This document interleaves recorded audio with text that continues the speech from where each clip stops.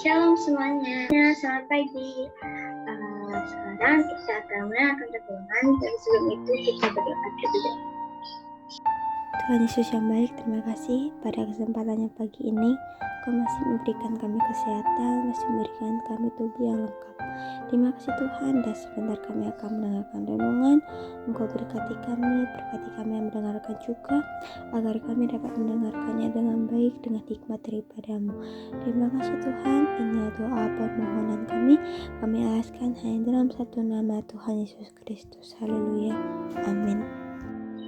Mengapa sih banyak orang yang mengakhiri hidup mereka dengan cara yang sangat mengerikan hingga mereka memilih jalan pintas? Ada yang mengalami stres berat, frustasi, depresi, dan terus-menerus. Ada juga yang mengalami masalah karena beratnya tekanan hidup dalam keluarga, sekolah, lingkungan, masyarakat, dan sebagainya. Ada pula juga yang dirundung atau bullying dengan sangat luar biasa hingga mengalami kekerasan fisik dan mental. Semua itu tentu berdampak pada diri sendiri. Kepala bisa sakit, bisa kena serangan jantung, bisa juga masuk rumah sakit. Setiap masalah pasti ada jalan keluar. Tuhan Yesus meyakinkan kita pada 1 Korintus 10 ayat 13. Pencobaan-pencobaan yang kamu alami ialah pencobaan-pencobaan biasa yang tidak melebihi kekuatan manusia. Sebab Allah setia dan karena itu Ia tidak akan membiarkan kamu dicobai melampaui kekuatanmu. Pada waktu kamu dicobai, Ia akan memberikan kepadamu jalan keluar sehingga kamu dapat menanggungnya. Amin. Bagian akhir dalam ayat ini yaitu sehingga kamu dapat menanggungnya. Artinya bahwa Tuhan tidak akan menghilangkan masalah ini sama sekali dari hadapan kita. Masalahnya tetap ada atau persoalan hidup yang kita sedang hadapi tetap sama. Tapi bedanya kita harus sanggup menanggungnya. Jadi jangan pernah berpikir, jangan pernah menganggap bahwa Tuhanlah yang menanggung beban kita. Jika kita sudah menyadari bahwa Tuhan tidak memindahkan atau menghilangkan masalah kita, tapi sebaliknya Dia menggaransi bahwa kita sanggup menanggungnya. Mari kita bahas seberapa kuat kita menanggung masalah bersama Tuhan. Yang pertama yaitu pencobaan yang tidak melebihi kekuatan manusia. Pencobaan berasal dari dua sumber, yaitu dari kita sendiri manusia dan dari iblis. Tuhan memang mengizinkan iblis mencobai kita.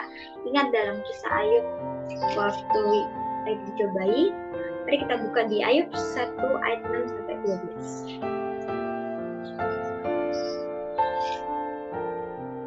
Pada suatu hari datanglah anak-anak Allah menghadap Tuhan dan di antara mereka datanglah juga iblis. Maka bertanyalah Tuhan kepada iblis, "Dari mana engkau?" Lalu jawab iblis pada Tuhan, "Dari perjalanan mengelilingi dan menjelajah bumi." Lalu bertanyalah Tuhan kepada iblis, "Apakah engkau memperhatikan hamba-Ku Ayub? Sebab tiada seorang pun di bumi seperti dia yang sedemikian saleh dan jujur, yang takut akan Tuhan dan menjauhi kejahatan."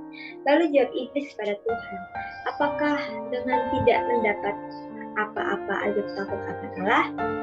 Bukankah engkau yang membuat pagar sekeliling dia dan rumahnya serta segala yang dimilikinya?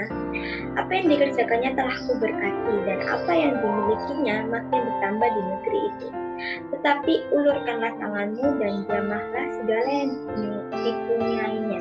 Ia pasti mengutuki engkau di hadapanmu." Maka firman Tuhan kepada iblis, "Nah, segala yang dipunyainya ada dalam kuasamu.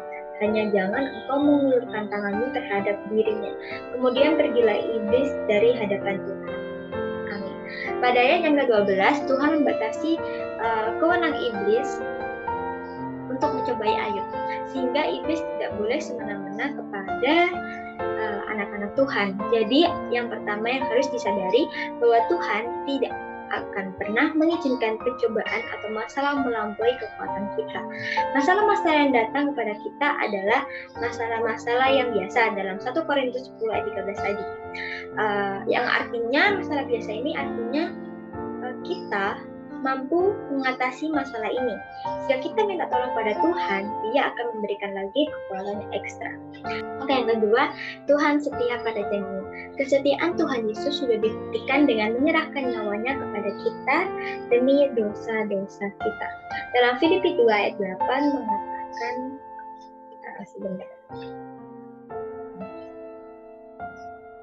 Dan dalam keadaan sebagai manusia, ia telah merendahkan dirinya dan taat sampai mati, bahkan sampai mati di kayu salib. Amin.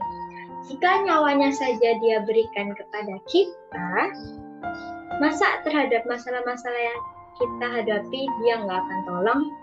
Jadi ingat, kita tidak sendiri menanggung masalah yang sedang kita hadapi. Tuhan Yesus dengan caranya sendiri secara ajaib akan menolong kita tepat waktu, tidak terlambat dan tidak terlalu cepat. Jadi kita dan Tuhan Yesus harus bekerja bersama-sama. Jangan cepat menyerah sebab mungkin saja Dia masih bekerja untuk kita. Yang ketiga, Tuhan menyediakan jalan keluar. Tuhan mengatakan setiap cobaan ada jalan keluar. Setiap cobaan mempunyai jalan keluarnya masing-masing. Apa jalan keluarnya? Apapun jalan keluarnya, yang harus kita pahami yaitu Tuhan Yesus itu baik. Tuhan nggak ada sedikitnya jahat apapun. Dia nggak pernah melakukan yang tidak baik pada kita, ya kan?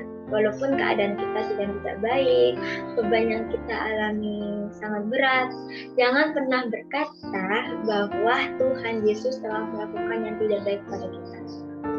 Yang kedua, jalan keluar yang Tuhan berikan apapun itu adalah jalan keluar yang terbaik, yang terindah buat kita.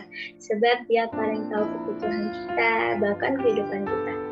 Jika kita ingin jalan keluar dari Tuhan, maka kita jangan keluar dari track atau orbitnya Tuhan, tetapi andalkan Tuhan, jangan menyerah sebab Tuhan Yesus sedang bekerja buat kita semua.